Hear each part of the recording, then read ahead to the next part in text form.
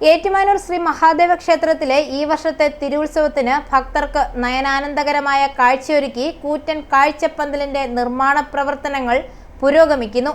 ഏറ്റുമാനൂരിന്റെ ചരിത്രത്തിലാദ്യമായാണ് ഏറ്റുമാനൂരപ്പന്റെ തിരുവുത്സവത്തിന് കാഴ്ചപ്പന്തൽ ഒരുങ്ങുന്നത്.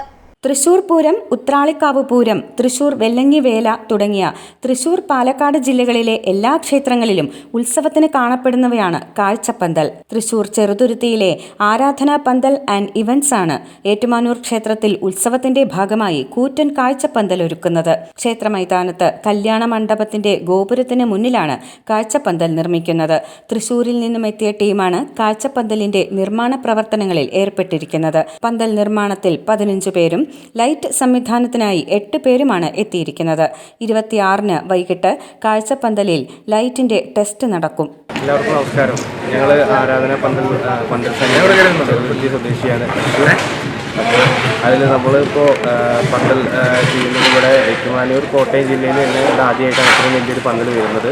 അപ്പോൾ ഞങ്ങൾ മെയിൻലി അവിടെ തൃശ്ശൂർ ബേസ്ഡാണ് ഞങ്ങളുടെ പന്തൽ വർക്ക്സ് മെയിൻലി ചെയ്യുന്നത്. അപ്പോൾ അവിടെ നമ്മൾ ഉത്രാളിക്കാവ് പൂരം, നെന്മാറ, വല്ലങ്ങി വേല അതിനോടനുബന്ധിച്ച് ചെയ്യുന്ന പന്തലുകൾ, പിന്നെ തൃശ്ശൂർ പൂരം, അങ്ങനെ മെയിൻ ഉത്സവങ്ങളിലൊക്കെയാണ് നമ്മളാണ് പന്തൽ ചെയ്യുന്നത്. അവിടെയൊക്കെ ഈ പന്തലുകൾ എന്ന് പറഞ്ഞു കഴിഞ്ഞാൽ ഐതിഹ്യത്തിൻ്റെ ഭാഗമായിട്ട് നടക്കുന്നതാണ്. അപ്പോൾ ഇവിടെ ഇപ്പോൾ ആദ്യമായിട്ട് ഏറ്റുമാനൂരപ്പൻ്റെ ഉത്സവത്തോടനുബന്ധിച്ച് നടക്കുന്നതിൽ വലിയ സന്തോഷം. കാരണം ഇവിടെ നമുക്ക് ചെയ്യാൻ കഴിഞ്ഞതിലും ഇത്ര വലിയ പന്തൽ ചെയ്യാൻ കഴിഞ്ഞതിലും വളരെ സന്തോഷം. അത് ഉത്സവത്തിന് മാറ്റി നിർത്തുന്നതിന് വേണ്ടി നല്ലൊരു ഇതായി തീരട്ടെ എന്നുള്ളത് ആശംസിക്കുന്നു.